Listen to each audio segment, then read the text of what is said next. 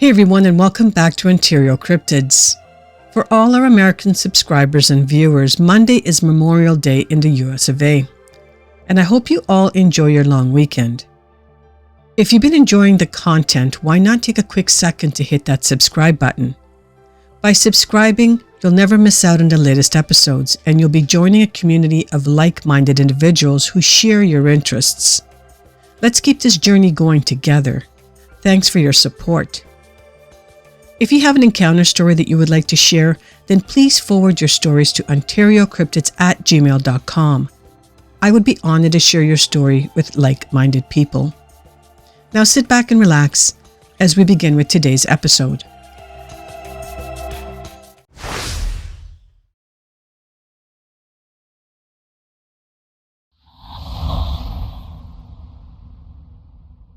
This one takes place in 2016.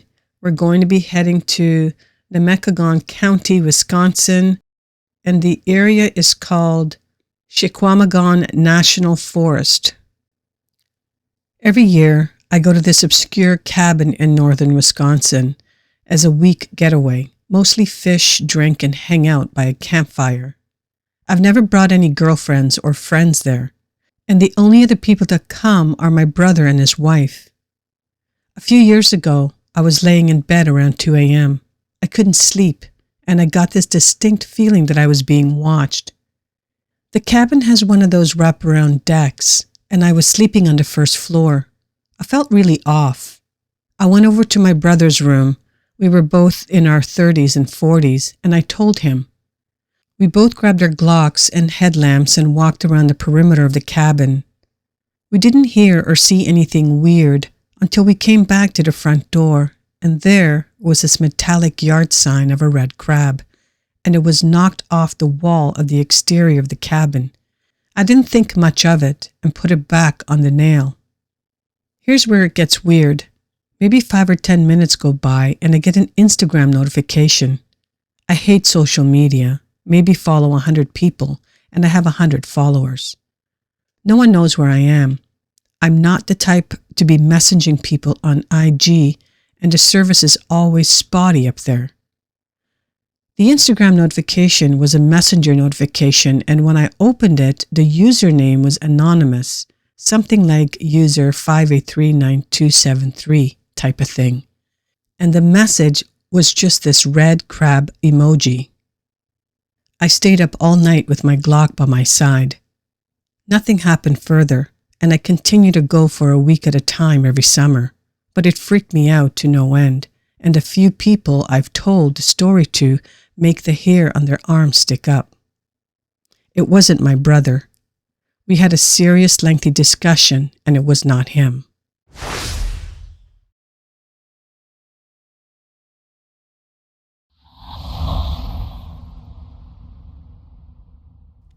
This next one takes place in May 17th of 2000. We're going to be going to Taos County, New Mexico, and the nearest town is Red River. My summer ecology class was hiking to Middle Fork Lake. As with most classes, some students walk faster than others. I was with the stragglers, a few of whom were suffering from the cold and thin air. The trail had only been opened, as I recall, the previous day, and ours was the first group of the season to make the ascent. Lots of snow remained in the shaded areas and in many places on the trail, and it was obvious that no one had walked ahead of us, although a couple of older men on four-wheelers passed us at one point. We were getting fairly close, within half a mile or so to the lake. The slope was very steep. I remember a little group went past a switch point, and we were uphill from a stream. Somewhere in this stretch, crossing the trail at a right angle, was a series of very large, apparently bipedal tracks. In shape and contour, the tracks appeared human. No details such as toe impressions remained or could be readily detected, but every indication was that the tracks had been made by bare feet, no boots. The students immediately started exclaiming, "Bigfoot, Bigfoot," Doing my best to downplay the tracks, I told the students that they were probably those of hikers and that they had become enlarged as a result of melting and refreezing. Privately, I didn't believe my own story for a second. As far as I was concerned, the impressions were the record of something extremely unusual. The tracks were huge, at least 16 inches or more in length and quite wide. The depth of the tracks in the snow and soil was far beyond what I could duplicate. It was obvious, even to the students, that whatever or whomever made the tracks had immense weight. I told them a hiker was probably carrying a very heavy pack. The distance between the tracks was on order of 4 feet or more, an interval that was all the more impressive considering the extreme steepness of the mountain in that area. It did not seem possible to me for any human to duplicate such a feat, so to speak, as was performed by this mysterious maker of those tracks, especially considering the condition of snow and slope. In addition, the tracks were not headed to Middle Fork Lake. Of course, that doesn't prove anything, but I found it strange that anyone would hike up the mountain, avoiding the trail, and heading to something besides the lake.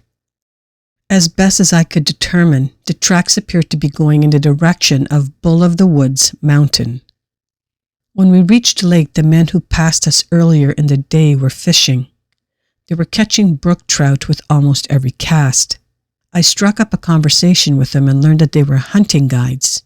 After a while, I thought, asked if they had ever heard anything unusual in the area.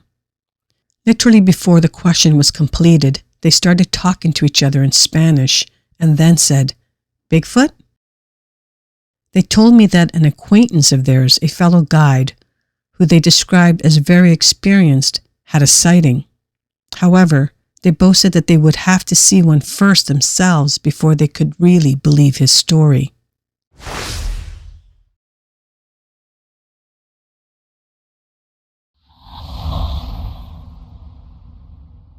This last one takes place on September the 6th of 2010. We're going to be heading to Los Alamos County, New Mexico, and the nearest town is Jemez Pueblo. Hi, my name is Joe. I'm 34 years old. In 2010, I had an encounter that was definitely unexplainable. First, let me start off by telling you the story from the very beginning. And the closest camp spots to me are in the Jemez Mountains.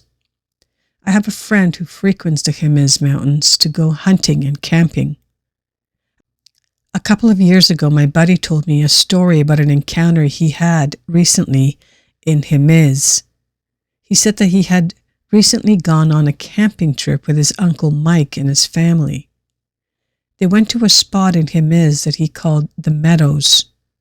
He told me that about an hour before sundown, him and his family were at the camp spot and they all hear a huge shrieking sound approximately 300 or 400 yards away.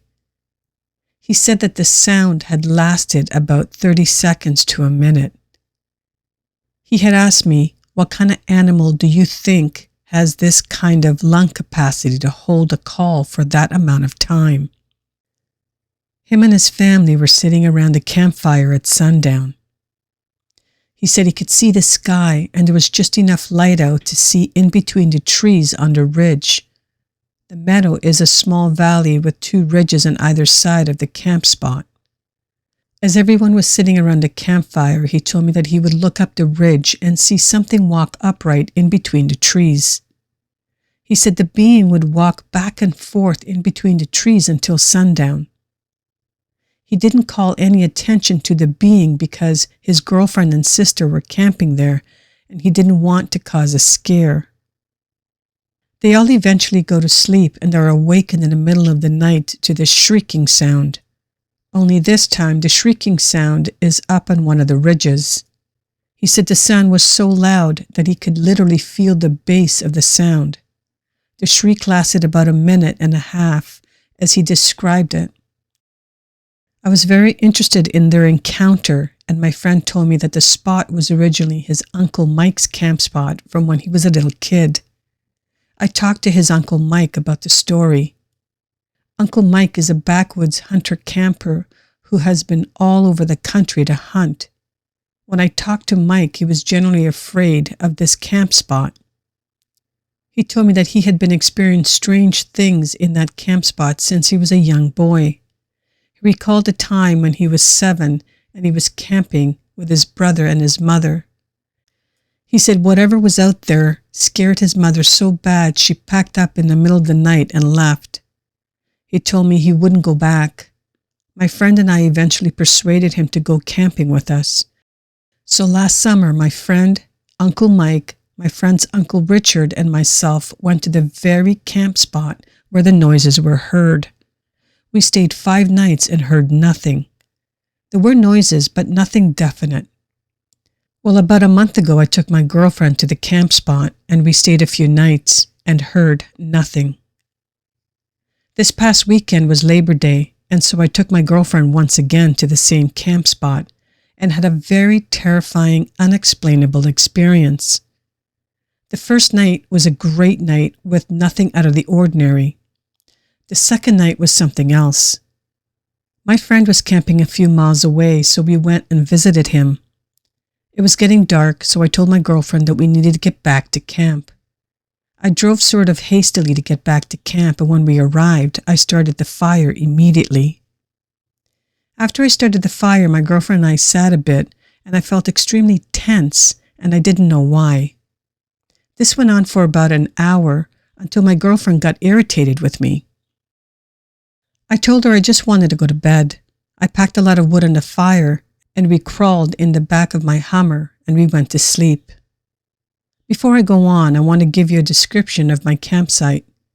I was parked facing away from the entrance of the site. There was a canopy directly behind a vehicle. Underneath the canopy was my backpack and a garbage bag containing garbage. The fire was about 15 feet away from the canopy with 2 chairs next to it. We are laying with our heads facing the back of the vehicle and my girlfriend is to the left of me. We go to sleep in the back of the vehicle. Sometime later, I wake up in the middle of the night and I'm very groggy. I'm looking up at the ceiling of the vehicle and I can see a slight glow from the fire and then it goes out moments later. Immediately after the light goes out, I hear something rub up against the vehicle on my side. I hear it again and it knocks over a shovel and 2 fishing poles. My adrenaline starts going fast. I don't want to wake up my girlfriend because I didn't want to scare her. I listened to this thing for about 10 minutes. It was very dark at this point and there was no moon out. After about 15 minutes, I can hear the thing rub up against a vehicle again. At this point, I grab my girlfriend by the back of the neck and I say in a whispering voice, "I need you to listen to me carefully. There is something outside of the Hummer. I don't know what it is. I don't know how big it is, but something is out there and I'm going to get my gun." She says okay, and I reach for my 9mm and turn it off the safety. I lie there clutching the gun, and her and I listen to this thing raise hell outside. I hear what sounds like tearing of cloth, ripping of the trash, and big footsteps and grunts. My girlfriend tells me to calm down because she can feel me trembling. Every time my girlfriend and I hear a noise, we clinch together because we're hearing the same thing. We lay there listening to the noises for what feels like about 20 minutes before it started to calm down. At this point, I had accepted the fact that there was a bear outside of my vehicle and it was getting what it was after. The sounds are coming from next to the campfire. I hear the chair fall over and eventually the sounds come close to the vehicle again. A couple of times I would post up on my arm to see if I could make out any kind of figure, but it is too dark to see anything. The only thing I could make out is the end of the tree line. The sky was just a little brighter than the trees. I could also see a small glowing of ambers from the campfire, but not enough to light anything else up. I couldn't see anything, but the noises continued. I can remember saying to my girlfriend, "Our spot is going to be a mess in the morning." I was trying to calm my girlfriend down because she wanted to leave. Eventually, the noises started coming from her side of the vehicle. On that side was the ice chest and the dry box, both full of food. It tampered with them and sounds like it dumped the ice chest. I turned to my girlfriend and said, "There goes the ice chest."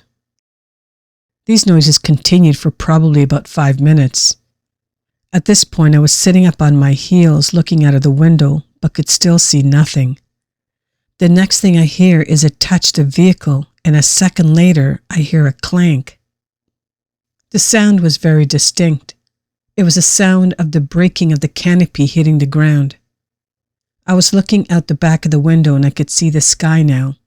It had knocked over the canopy. I say to my girlfriend, "Oh my God, it just knocked over the canopy." In my head, I can picture a bear climb up onto the canopy, bracing it, and it collapsing where it stood. My girlfriend says, "Did you see that thing?" Assuming that she was asking if I could see it, I said, "No, I can't see anything." She starts crying hysterically, but not loud. She says, "I'm not okay. I want to leave now." I say, "Okay," and clinch my gun as I crawl into the driver's seat. I sit for a couple of seconds before I start the vehicle because I don't know what would happen when I did. I then start the vehicle and turn right to make a U-turn and drive out of there. I see no kind of animal or living thing. I drive about 10 minutes until I hit the main road. I park there for my girlfriend is still in the back crying. I crawl back there to console her. We slept on the main road until sunrise. We both woke up 7:30 a.m. and started talking about it, and it was then that she said, "I saw the thing." I said, "What?" She said, "Don't you remember me saying, 'Did you see that thing?'" I said, "Yeah," and she went on to say what she saw. Keep in mind that she was lying down the entire time and refused to sit up. She said she was lying down looking up at the sky, which was lighter than everything else. She was looking out the side window, which was where it was at the end. She said as soon as the canopy hit the ground, she saw something black fly past the window. She said it was taller than the top of the window and headed back the direction it originally came from, which just so happened to be away from all the main roads.